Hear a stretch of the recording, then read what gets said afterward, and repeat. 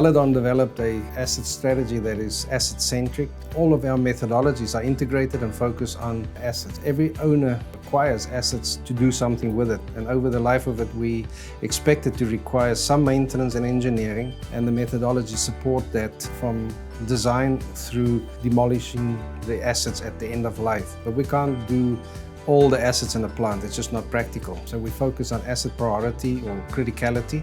So the first methodology is to determine the asset criticality and prioritize those so that we can focus on specific assets. If you start with a greenfield operation, then reliability center design is the methodology that best look at how and what attributes the equipment must have to be reliable throughout its life.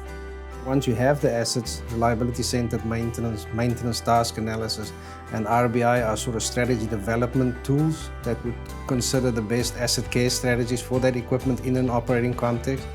From time to time, you have to review the strategy, also determine obsolescence, end of life, remaining life. So condition assessment is the methodology that we use for determining whether or not the strategies are working. Do they need to be adjusted or modified? Root cause analysis is ensuring the continuous improvement cycle for those strategies. So if you find failures that has not been accounted for in the RCM, or vice versa, where you have repeat failures that you want to address first, you start with root cause failure analysis. And then reliability-centered spares look at the strategy for keeping spare parts to minimize the risk to the organization.